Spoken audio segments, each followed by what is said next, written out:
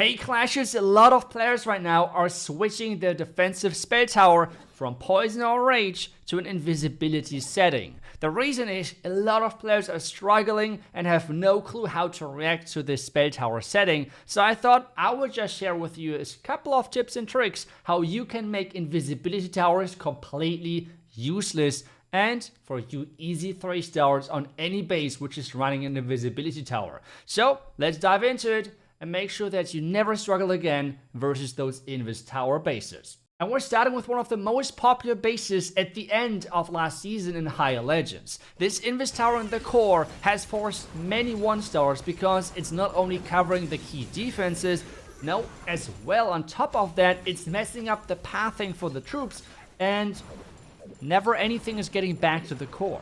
On top of that, we have a second Invis tower section which is just stacked with a lot of damage, which gives a lot of players a lot of struggles. And this is why this spell tower works so well. People don't know what to do against it.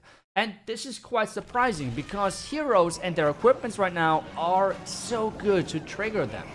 Every different strategy has different tools to trigger them, and we'll go through all of them. So for example, for my strategy right now, I have a ton of different tools to actually deal with those Invis towers. The Royal Champion in the beginning already can trigger them, which in this case I did not do. The reason why I'm using the Minion Prince is I just think he's so much better than the Barbarian King. But the Barbarian King worked as well to trigger Invis towers with the spiky ball. The reason why I like it so much is just look at this. I mean, this is something like, this is crazy. The orb. The ability of the Minion Prince works the same way as the giant arrow of the Archer Queen. With this you can slow down the first Invis tower and you can trigger the second Invis tower, turning it completely useless. This base is standing no chance and is just getting completely overwhelmed. Just because I know when and where to use my equipments. And this is the same thing for every single strategy. If you're having an opening with a fireball, well, then you should not struggle with Invis tower bases anyway, since you can either one-shot an entire Invis tower section, or the other option, just clip the area a little bit with some damage of the fireball, and you can trigger it early on. Either way, Invis tower should be no problem with the fireball. The other option then are air attacks with dragons. There is typically 2 options right now. The first one is a giant arrow in the beginning, which again, you can just trigger that spell tower early on and you have no problems. The second option now is a Royal Champion charge again. Since the Royal Champion charge right now is just so incredibly strong, people like to add it to everything. And right now with dragons, it's one of the strongest strategies in the entire game. But again, there is multiple options of what you can do with those openings. On this one, I tried to get towards the core. But the Royal Champion did not make it that far, and to be honest, the pathing wasn't that great either. So again, I have to identify what other equipments that I have, what other heroes I have to trigger the Invis tower and time it right. The same thing again here, my next best bet is the Minion Prince again with the Dark Orb. So overall, we have the Fireball, we have the Orb from the Minion Prince, we have the Royal Champion with the Spear, with the Shield, with different tools to trigger Invis towers. We have the Giant Arrow from the Archer Queen, we have the Spiky Ball from the Barbarian King. Really important though, I don't know why, I don't know if it's a bug or whatever, wouldn't be surprised if it's a bug, is the Earthquake Boots of the Barbarian King is not triggering the, well, Invis tower. I assume because the code of the Earthquake spell was just copied, and since Earthquake spells are not triggering the Invis tower, that's why the Earthquake Boots are not triggering it either, even though it should trigger Invis towers technically. But just so you're aware of that. So overall, there's a ton of different options of equipment to actually trigger those Invis towers. But I know not every strategy is having multiple of that. Especially mass root riders can struggle sometimes versus Invis towers. So what are your options? I think that's exactly what we're going to take a look at next, because not always you have the option to actually trigger the Invis towers with your heroes. You should, but hey, sometimes things are just not going your way and you have to adapt and you have to change the plan on the fly. So that's what we're going to do with the next attack and with the next phase, while I'm waiting for this base to be completely demolished. As I said earlier, those attacks typically look like huge overkills with any strategy when you're attacking Invis towers, because If you use your equipments, if you use your siege machines, if you use your spells right, those spell towers are pretty much non-existent. Next base, and then double Invis tower base, which is quite popular as well, especially middle and lower trophy ranges. And since I had a lot of comments about people struggling versus double Invis tower bases, I assume this is one of the biggest problems, right?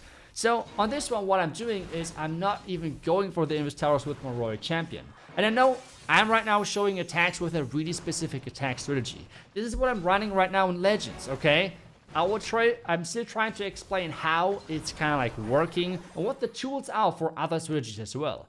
Because the tools are most of the time the same. You should still run a lot of different siege machines, and that's exactly what I'm doing right now.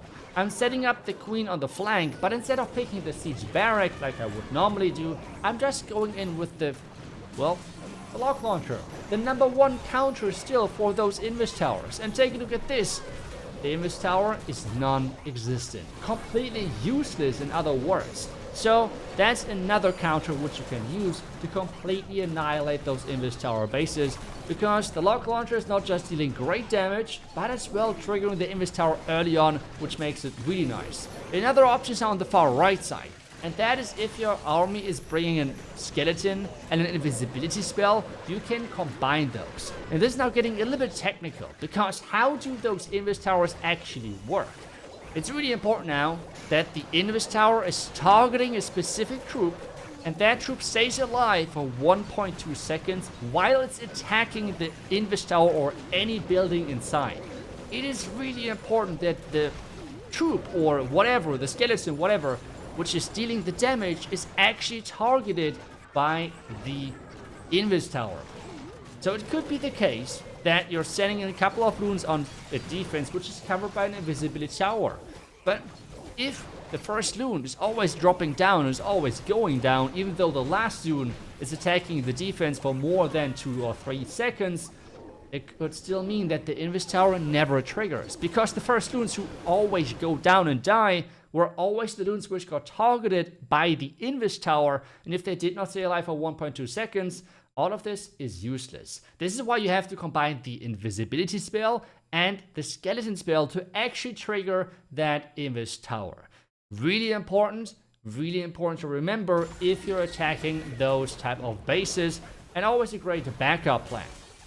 The next thing is on this base, a spell which is really specific and is getting used a lot right now in pretty much all places in Clash of Clans, and that is now the Overgrowth spell. That's another counter in itself for the invisibility tower.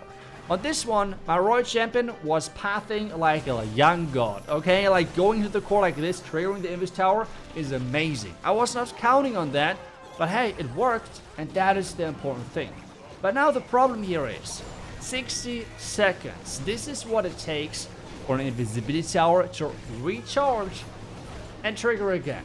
So for this, I'm actually going to deploy the Overgrowth spell on the invisibility tower to make sure that the reload time is way longer and the troops can actually take down whatever they want before the Invis tower is reloaded.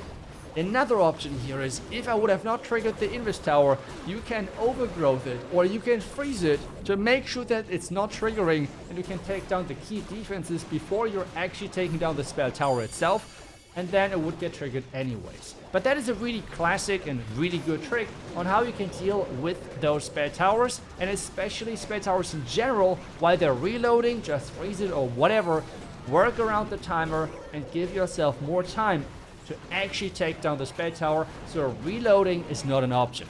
This base, yet again, is getting completely taken down, because, as I said earlier, those spell towers, those Invis towers, if you manage to attack them right, they feel completely useless, non-existent in most cases, with the current stand of how the equipments work and how many options and tools you have with pretty much every single strategies.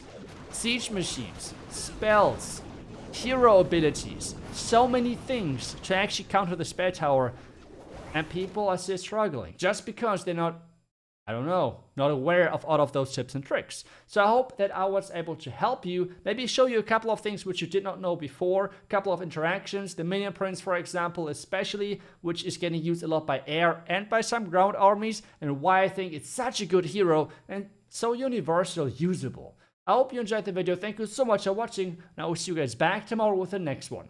Until then, see ya, and bye bye.